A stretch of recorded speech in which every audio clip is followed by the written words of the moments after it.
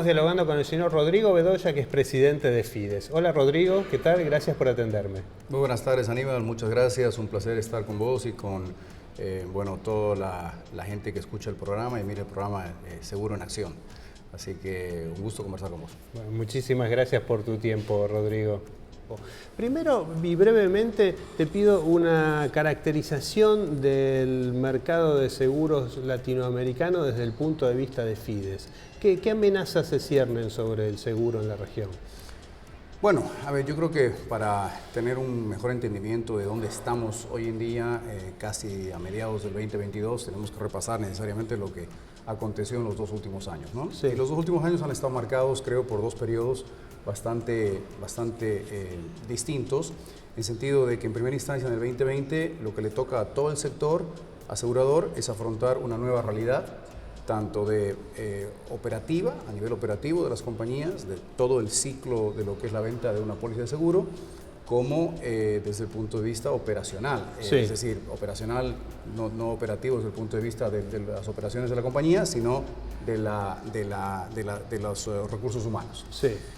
Obviamente con toda la gente trabajando desde la casa de manera remota, es un reto que se impone, un desafío para las compañías, pero que en líneas generales te diría que la gran mayoría de las compañías aseguradoras en toda Latinoamérica reaccionaron muy positivamente, muy eficientemente y lograron, por sobre todo, mantener los servicios vigentes en todo momento.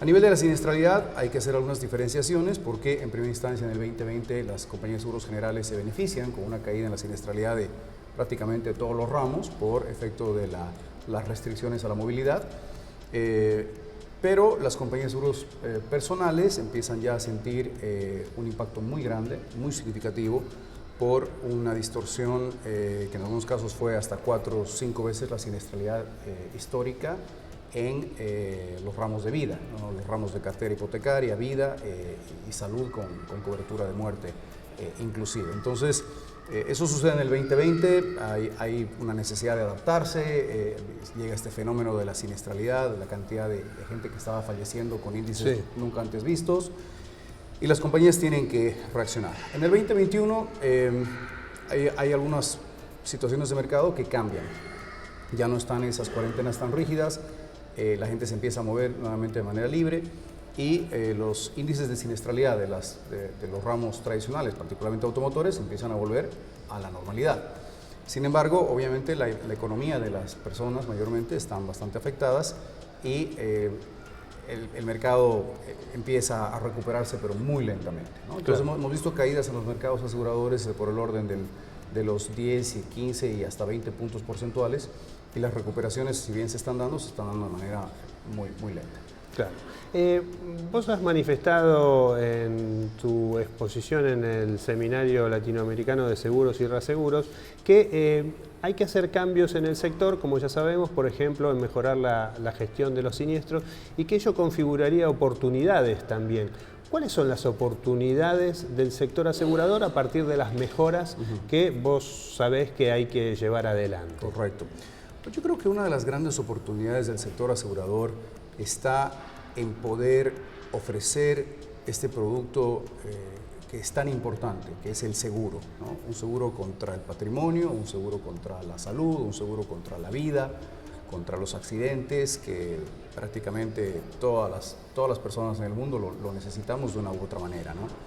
Entonces, el seguro es una industria que históricamente ha evolucionado lentamente, ¿no?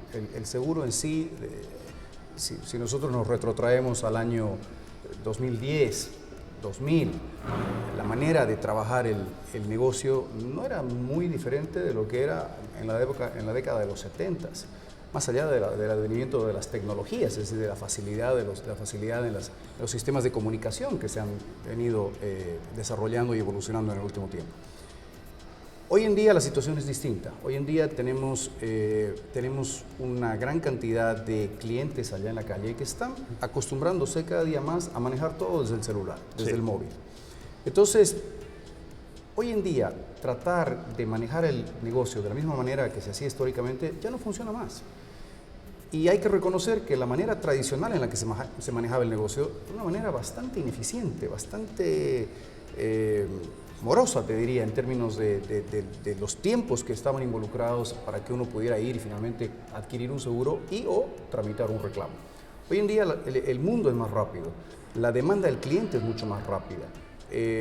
Los chicos que vienen cada vez más rápido, ya los millennials están tan grandes, ahora son los centennials que se los llaman, los pandemials ahora le llaman a los nuevos chicos que han nacido ahora, porque a la vuelta de unos cuantos años se incorporan a la economía y empiezan a ser clientes potenciales. Entonces, hay una gran oportunidad, para las aseguradoras de subirse a esta ola tecnológica, de tecnologizar sus ofrecimientos, ponerlos al alcance y a disposición de los usuarios por las vías del móvil o de la computadora, de manera muy eficiente, pero eso tiene que venir de la mano también de una regulación que acompañe.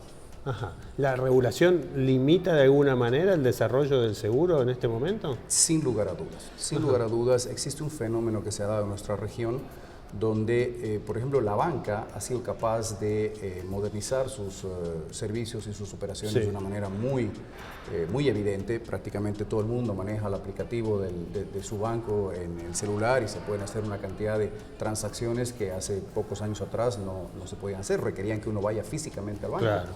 Hoy en día la asistencia de los clientes a los bancos se ha reducido sustancialmente y lo que estamos viendo es una tendencia de la banca a reducir, a cerrar sucursales. Porque ya no es necesario para los bancos tener tantas sucursales en la medida que los clientes ya no necesitan ir al banco con tanta frecuencia. Pero eso no ha sucedido en materia de seguros.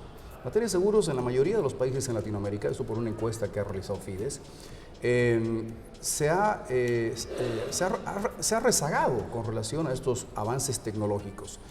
Y los reguladores de la mayoría de los países latinoamericanos, sería la mayoría, 2/3 fácilmente de los países de nuestro mercado, de nuestra región, no han tenido la capacidad de adecuar, de modernizar las normativas que estaban ya sea vigentes en los códigos de comercio, muchos de esos códigos de la década de los 70s, 80s, 90s, y o en las leyes de seguros y o en los reglamentos adicionales, ¿no? Entonces, hay un reto muy grande ahí. Los reguladores tienen que ser más eficientes en permitir a las compañías adoptar esas nuevas tecnologías que a la vez les van a permitir hacer crecer el mercado.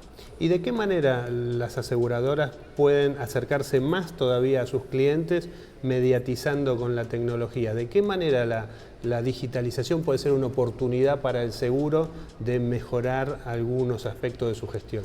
Bueno, yo creo que estas nuevas tecnologías, la digitalización, lo que te genera son experiencias, ¿no? Experiencias mucho más reales en términos de poder medir cuál es el resultado de esas. Entonces, estas nuevas tecnologías, si vos tenés una buena experiencia, ya sea en la gestión de la compra de una póliza de seguros, me refiero a todo el ciclo, cotización, tarificación, respuesta, propuesta, aceptación y emisión de póliza y pago en última instancia, entonces vos vas a ser un cliente satisfecho, es decir, tuvo una buena experiencia y vas a estar dispuesto a recomendarlo y vas a sentirte como un cliente a gusto con el servicio que acabas de adquirir. Por el lado de los siniestros, ni qué decir. Cuando uno tiene siniestro, tenés ya, como decía un mentor mío, decía, la gente cuando viene a la aseguradora con un siniestro, ya vienen mal encachados, decía, ya vienen mal predispuestos. Exactamente. Porque ya vienen con un problema encima, con un problemón, como si. Entonces, nosotros los aseguradores somos ese lago de paz, de serenidad, de tranquilidad que hay que darle a ese cliente, decir, no se preocupe, para eso estamos, para eso estamos como una compañía de seguros.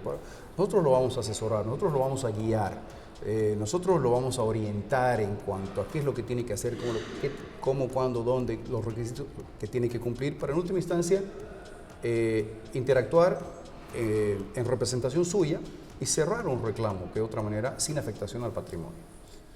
Rodrigo, también en alguna oportunidad has mencionado que al sector asegurador latinoamericano le falta poder de lobby para gestionar distintos asuntos en el Estado y en los poderes legislativos.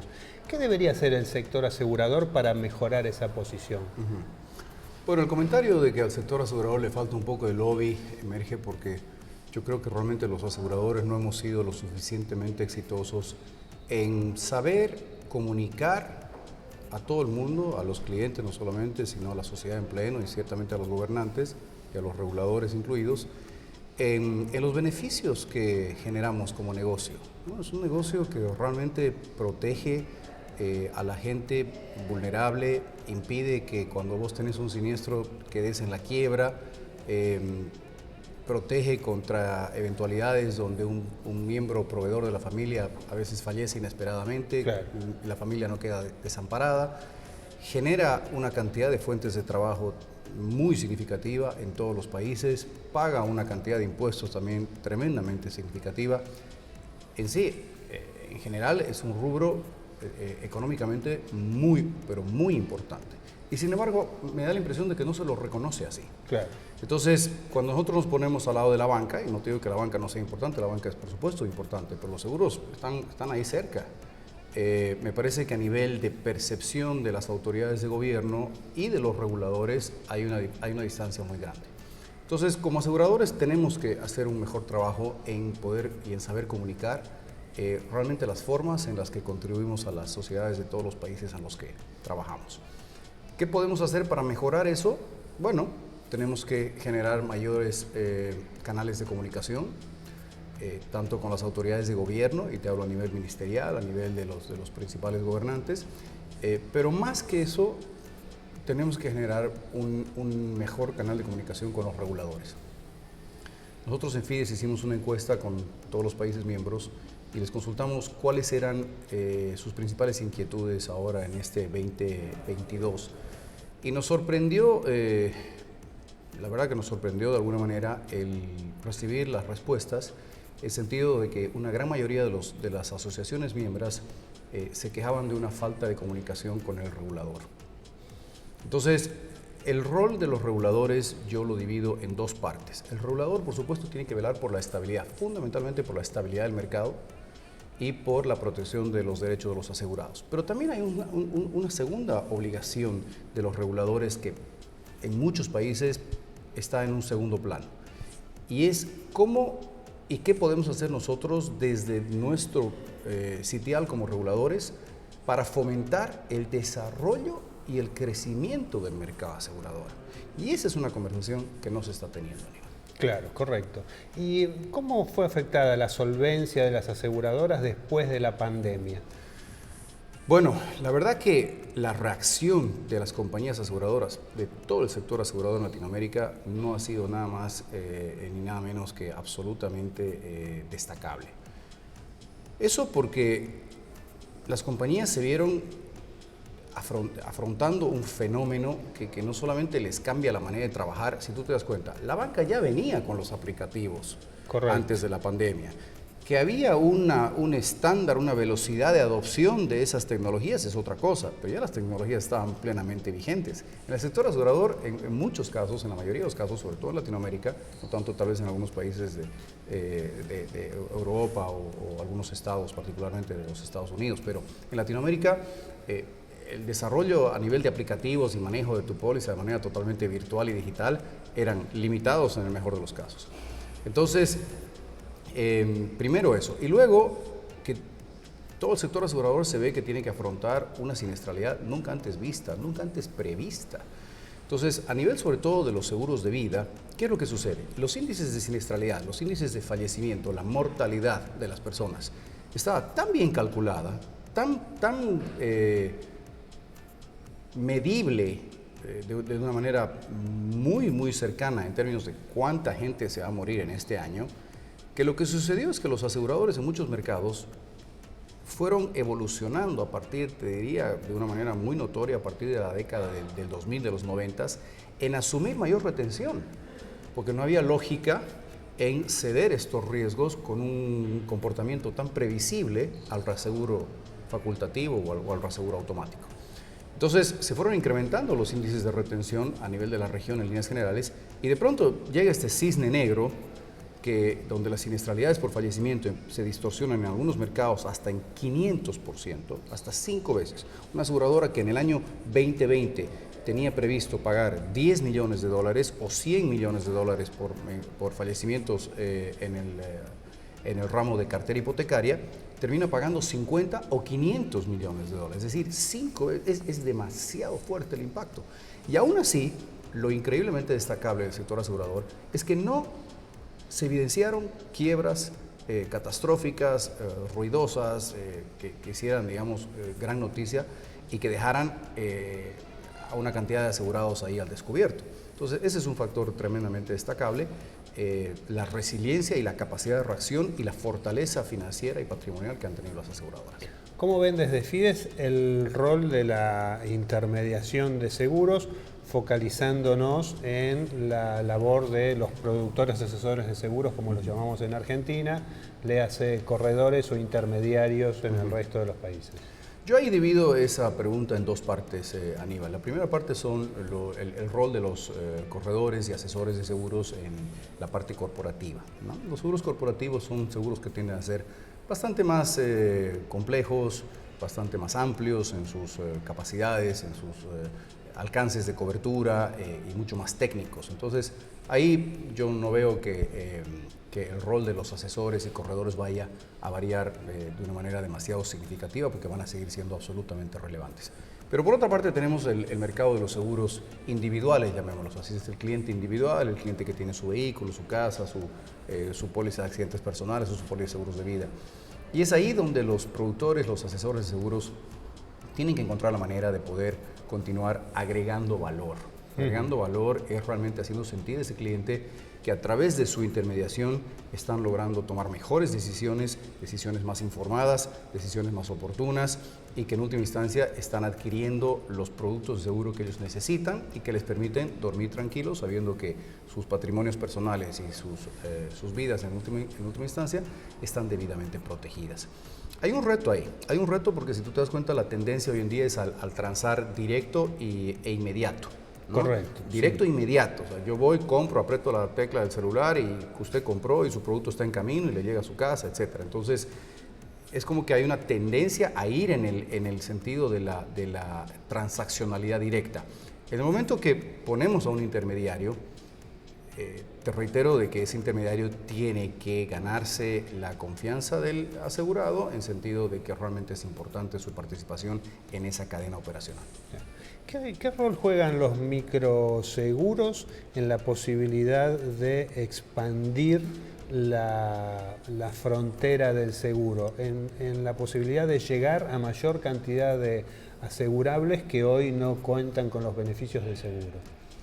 Esa es una pregunta sumamente importante, Aníbal, y hay dos elementos que quiero compartir con vos ahí.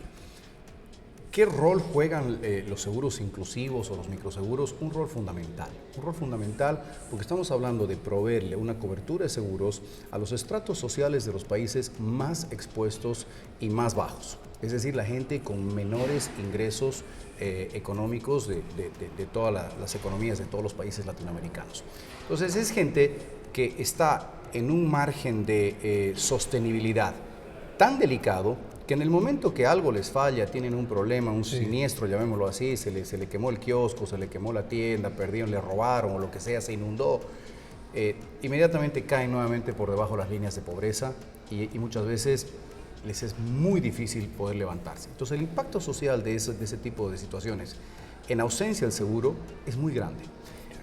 Con seguro vigente, la historia es totalmente distinta. Esa gente es la gente que tiene la posibilidad de reponerse, de levantarse de nuevo, de volver a armar el negocio y de continuar operando, continuar creciendo y continuar, tratando de generar mayores ingresos, ¿no? Entonces, el rol es fundamental. ¿Cómo se llega ahí? La forma más eficiente de llegar a esos estratos es a través de la banca, a través de las entidades financieras. Bolivia, por ejemplo, es un caso de éxito a nivel de microseguros. ¿Y por qué es un caso de éxito Bolivia a nivel de microseguros en gran medida? Porque el gobierno en determinado momento boliviano prácticamente presionó a la banca a otorgar este tipo de microcréditos que históricamente la banca era reacia. Entonces hubo una presión bastante fuerte del gobierno boliviano y los banqueros bolivianos al principio empezaron a hacerlo un poco presionados, como te digo, y con mucho miedo, porque no habían antecedentes. Pero ¿cuál fue el resultado? El resultado fue de que esta gente que nunca había accedido a un crédito en su vida, resultaron ser los mejores pagadores. mejores pagadores que la banca tradicional. Claro. Entonces los índices de morosidad fueron muy bajos. Y es por eso que este seguro crece. ¿Dónde está la amenaza, Aníbal? Es una amenaza muy grande que los aseguradores tenemos que tenerla presente, particularmente los aseguradores y los banqueros. Y la amenaza está en el hecho de que a medida que en muchos países se ha ido recortando la posibilidad de los bancos de generar márgenes por cobro de servicios y por digamos, los márgenes naturales del negocio de la banca, los márgenes en el negocio de los seguros han ido incrementando.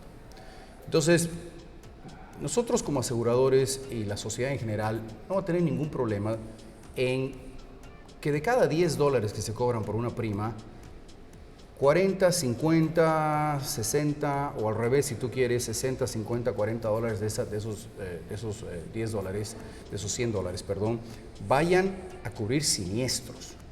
Es decir, que se estén vendiendo coberturas que tienen un mínimo índice razonable, llamémoslo, de utilización por parte de los asegurados.